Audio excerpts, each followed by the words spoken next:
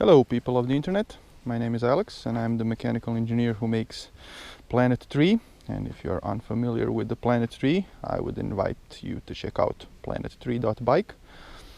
That's a website, you know, it has all the relevant information. And this in front of me is the YT Decoy.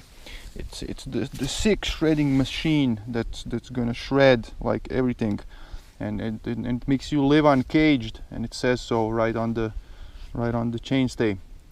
But it's kind of caged to 15 miles per hour or 25 kilometers per hour. So we made it uncaged, which is nice. So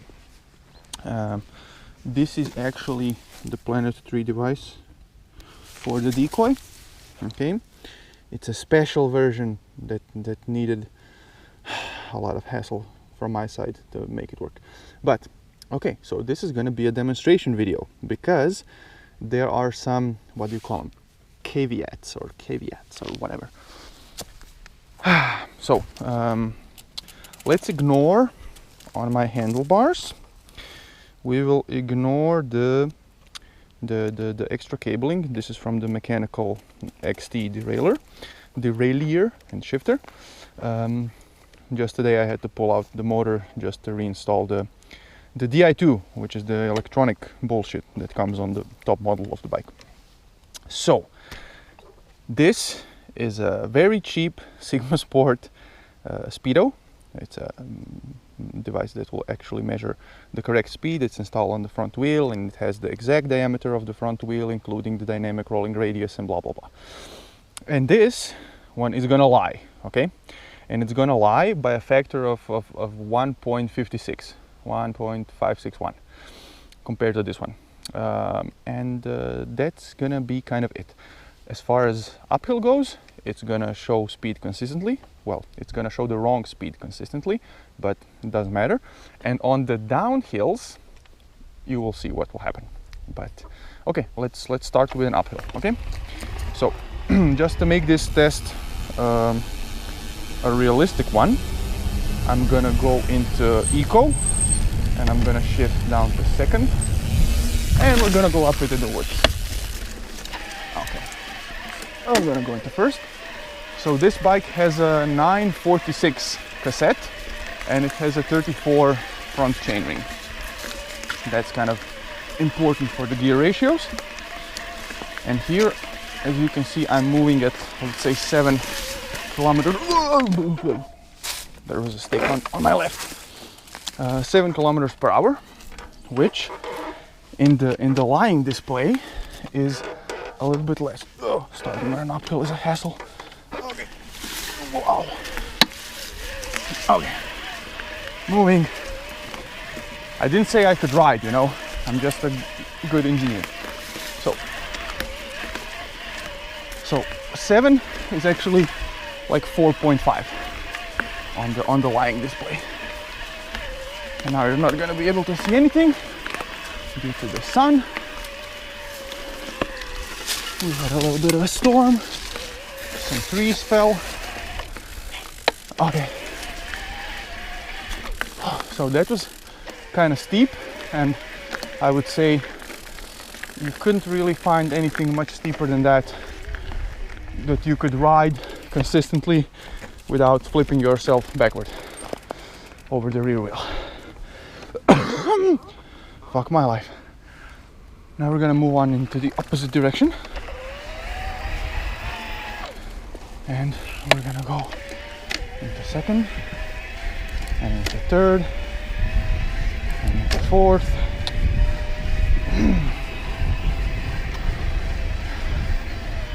So we're moving at 12 kilometers per hour, and we're doing actually 8, so around 33% less, because the ratio is 1.5. So, you know, 50% in one direction is 33 in the other, like with discounts, you know. But this is not a math lesson. So we're gonna go slightly faster. I'm gonna go 6th and full boost. Okay, 7th.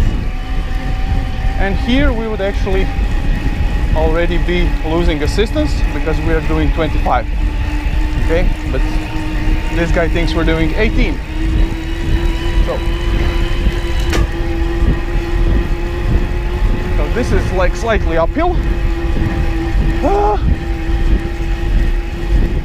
And we're doing 30 kilometers per hour, which is nice, relaxing. Okay, so on the uphills, everything works, okay? As long as there is cadence coming from the motor, everything will function properly, which is when you actually need it to function properly, because you want the assistance. But there is an interesting thing that occurs, for which I currently don't really have like a valid explanation, other than the magnets in the Planet 3 are slightly, let's call them weak, because of their shape, because they are very flat and thin. So their magnetic field is not closed like properly, if you know how magnetic flux seals works. So if I reposition the sensor, which is on the dropout, like all the way on top of the Planet 3, then it actually works quite nicely. Doggo! There's a little doggo. So if I reposition the sensor, then it actually measures the correct speed going down. But this is what's going to happen now. I want you to pay close attention to this one. This one is going to be true, and this one is going to stop being consistent. So if this is a deal breaker for you for any reason, then just don't buy the Planet 3, okay? So I'm just going to start it. And look, as long as I'm pedaling, it shows 20. Now I'm going to brake at 20 and keep that speed kind of going. And now I'm going to stop pedaling, okay? And you see on the right, it just jumped from 23 something to 5, or to 10 from 22, and then it's gonna do another drop. This doggo is wild. Hey doggo. Nice. You're so fast. You're doing 30, man. Nice. Come on. Don't you be yelling at me. Okay, so the only issue that we currently have is if you want to use this version where the sensor stays in place and it's minimally intrusive to your bike, is that the speed readout when going downhill but not turning the pedals, meaning no cadence on the motor, is actually going to vary. So it's gonna oscillate down to like 3 times less speed and then go back up. But it doesn't really affect either the odometer, because I've measured the distance traveled. It's just for like a half a second at some point. Plus, this version of the Planet 3 is least problematic like when it comes to that part. Others, I have made like 4 versions, and the other versions, which have a slightly higher gear ratio, they lie more, because the magnets that are carried inside the Planet are even weaker and show up less for the sensor. But I can't explain the fact that if I were to go downhill and I'm gonna shift to like, let's say a 6th gear, okay? So I will actually be turning the cranks into empty space, and you can hear the free hub is going. And as long as I keep doing that, I'm not transferring any torque to the motor, because the free hub is rolling, okay? And it's gonna measure the speed correctly. Okay, now it just flashed to 9 because I stopped pedaling for a while. But if I pedal, okay, now I'm pedaling into empty space, okay? You see, sometimes it will flash an error saying that, but this will only happen, how do I explain this one? Well, I mean, I can explain it, but maybe not in a way that you'll understand. So the problem with this bike originally was the Di2 derailleur, okay? Because due to the shift map that, I mean, it knows in which gear you are, so it displays the gear, okay? I can shift and it will display. So at any point, the bike can calculate the speed that it's doing, because it knows the ratio of the front ring, because that's programmed into the Shimano motor once it's delivered. Like if you connect with an application, you will see it says 34 tooth chainring, and it knows that it has a 11-speed cassette. So if you did any math at school or listened in physics class, you know that if you know the ratio of the front chainring, the rear cassette, or which chainring or sprocket are you exactly riding on the rear cassette, and you know the diameter and let's say the circumference of the rear wheel, you know at any point, according to the cadence, how fast the bike is going. Okay, so the system itself can actually calculate that, and that's the problem with the Di2. When the Di2 derailleur is on the bike, oh fucking hell. Okay, so as long as the Di2 is connected, this is why I actually disconnected it. As long as that's connected, the bike actually knows, according to the cadence sensor, which is here. Okay, you can just press it up to the CAD. Okay, and if I start pedaling, it knows the cadence. Okay, so if you're spinning the cranks at 75 or 80 RPMs, it knows what kind of speed the bike is doing, because it knows all the ratios of everything. But as soon as you stop spinning, it doesn't know shit anymore. So that's basically an equal of what happens when and if you ride a mechanical derailleur. Okay.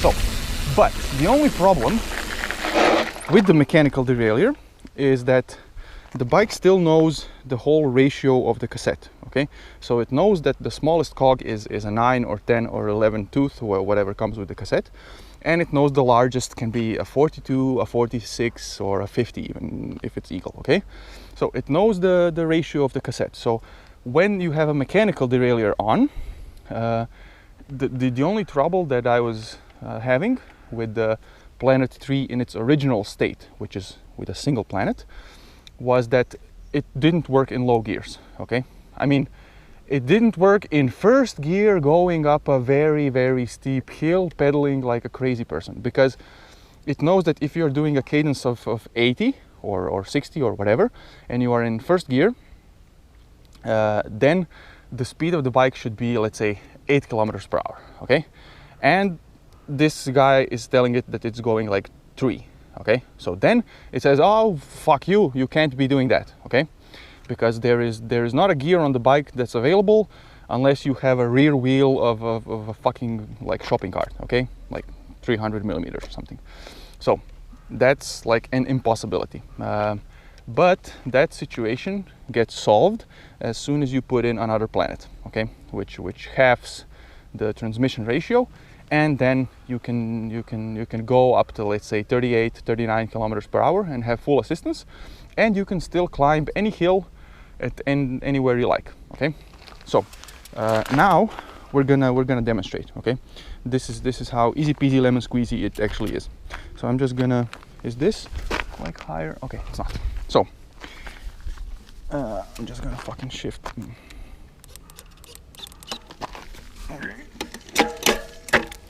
I'm just gonna shift into the highest gear. Okay, so second, and then flip the bike over the bike. Okay, and now you just remove the wheel. Okay, this is the position where I actually used to put the sensor. So I would unscrew it from the dropout and route the cable on the outside here and put it here and just put a zip tie on. But this was just for testing. I don't expect any of you to be willing to do this, and I wouldn't even ask. So unscrew this and then just take the wheel out. Okay, I'm just gonna pop this back in so it doesn't get dusty. So this is our wheel, and this is the Planet 3. Okay, so what you actually do is you just take off the ring gear.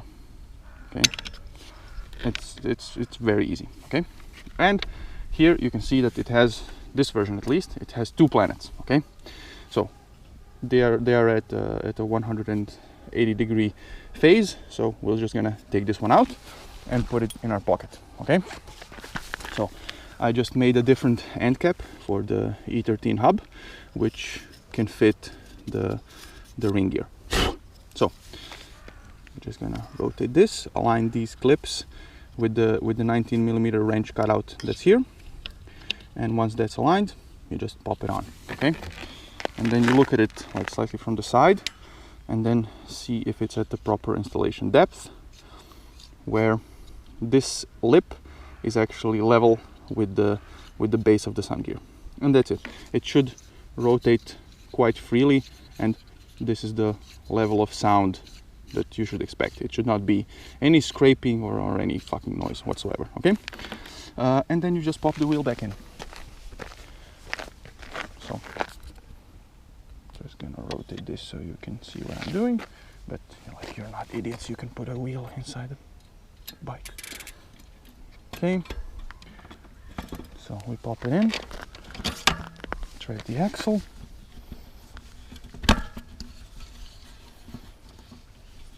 okay, and now we have a single Planet. This is actually the civilized version of the Planet 3 that I make for all of the specialized bikes and some others. So flippity back over, clean up your seat and handlebars. Okay, so now what's gonna happen is this one is gonna lie even more, okay, because it now has a single Planet that has a gear ratio of like 3.20 something, 3.3.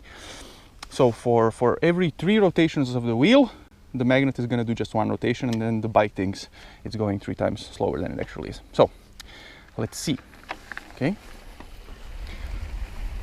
I'm still in the cadence mode, so I'm just going to switch this back. I'm going to shift some gears while on the downhill. Okay, so see, it's actually screaming right away because it knows that in 6th gear it can't be doing that. Okay, so because in 6th at a cadence that I was doing, we are now like 3 times over the whatever Shimano thinks it should be possible. Okay, so, and it's of course correct, but if we are with 2 planets, then we are just like 50% of what it thinks is possible, and they obviously need to give you some room, some range, because you might change a front chainring, or you might just be an idiot who doesn't pedal at a cadence of 90, but you prefer 60 and a higher torque input or whatever. Okay, so they need to give you some safety margin. So let's try.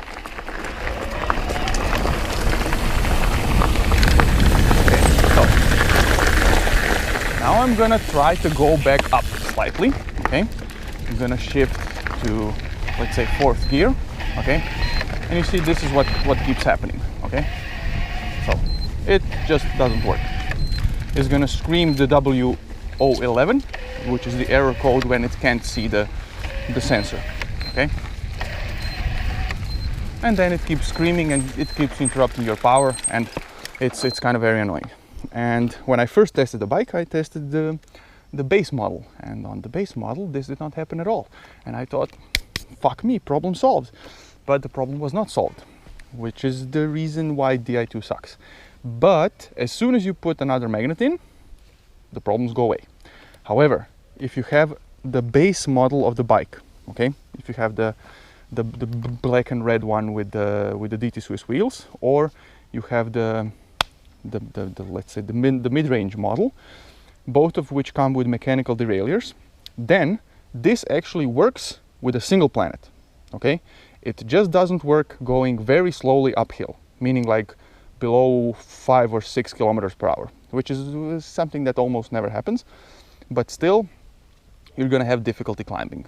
However, with 2 planets it works properly, but the system speed limit is no longer 85 kilometers per hour, but it's like 38, 39, okay, which is still enough for anywhere that you want to use it, like going down a road or up a fire road or whatever. Like going above 39, if it's not going downhill, is problematic. Like, you still need to be in boost and you need to put full effort in, and it's too much, okay? But 25 kilometers per hour is bullshit. That's too low, okay? Around, if it was limited to like 35, there would be no need to de-restrict anything. So at least that's my opinion, which is like an asshole because everyone has one. So now I'm actually gonna have to put the other magnet back in, because otherwise I can't even climb back up the road. So, but this is only due to the Di2. If I didn't have the Di2 on it, it would be just much better. A few moments later. So now you can pedal. Oh, that's the wrong gear lever. Okay. You can even go like wherever you want. You can just go uphill, put it into first, pedal to your heart's content, basically. Whoa! Maybe don't crash on the video.